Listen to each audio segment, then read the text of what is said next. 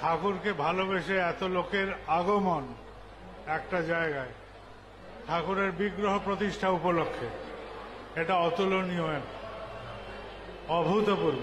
এরকম করে ঠাকুরকে নিয়ে সবাই আনন্দে মেতে থাকি, এটাই আমাদের গন্তব্য থাকুক। ঠাকুর আমাদের গতি হন, ঠাকুর আমাদের গন্তব্য হয়ে উঠুন। আপনাদের যদি প্রণাম করানো থাকে তাহলে করিয়ে নেন, কেননা বহু দূর দূরান্ত থেকে মানুষ হয়তো অপেক্ষা করে থাকবে। আমার আজকে আশাটা হবে কি হবে না দোদুল্যমানতায় ছিল।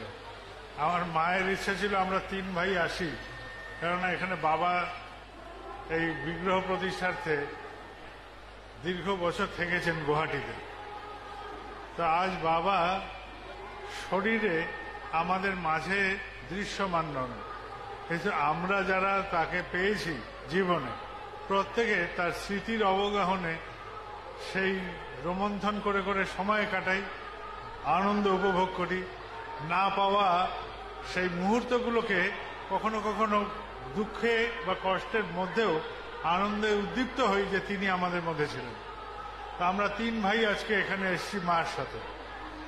আমরা যখন প্রথম আসি তখন সব ছোট ছোট ছিলাম, আজকে আমরা সব বড় হয়েছি, আমাদের বাচ্চারা বড় হয়ে গেছে।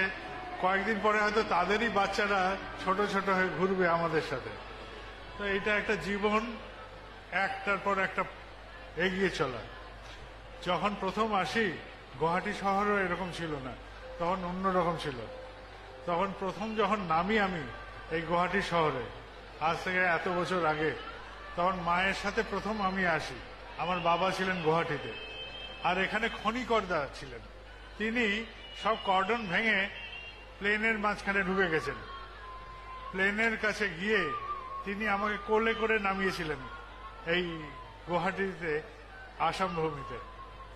সেই থেকে আমার হয়তো ছোঁয়া এই ভূমিতে। আজ 5 বছর বাদে আমার এখানে আবার ফিরে আসা। 5 বছরের অবধিতে আমার আর আশা হয়নি।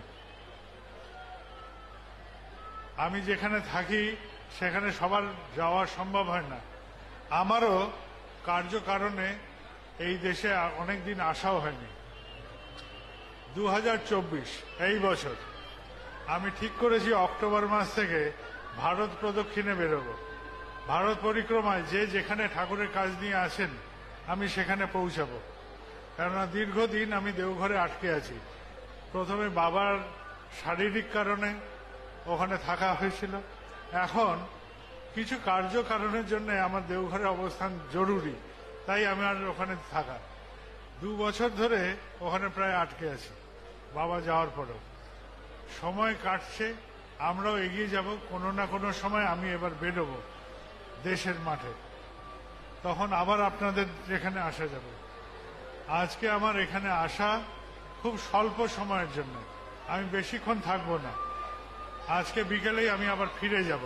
আমার সাথে আমার ভাই সিপাহীদা এসছেন, গতকাল আমার মায়ের সাথে আমার ছোট ভাই বিঙ্কিদাও এসছিলেন। আর এই প্রাঙ্গণে এখানে সবার এই আনন্দ দেখে আমরা সবাই আনন্দ আপ্লুত। আর এই আনন্দ নিয়েই আমরা ফিরে যাব আমাদের নিজেদের কর্মজগতে, নিজেদের পরিবারে, নিজেদের প্রিয়জনের কাছে, নিজেদের অভ্যস্ত জীবনে। কিন্তু এই জীবনের এই মুহূর্তটা যা আমরা দেখছি, যা আমরা উপভোগ করছি, সেটা আমাদের উদ্দীপনা ছড়া, আমাদের ক্ষুদ্র জীবনটাকে মহৎ করার প্রয়াস করুক।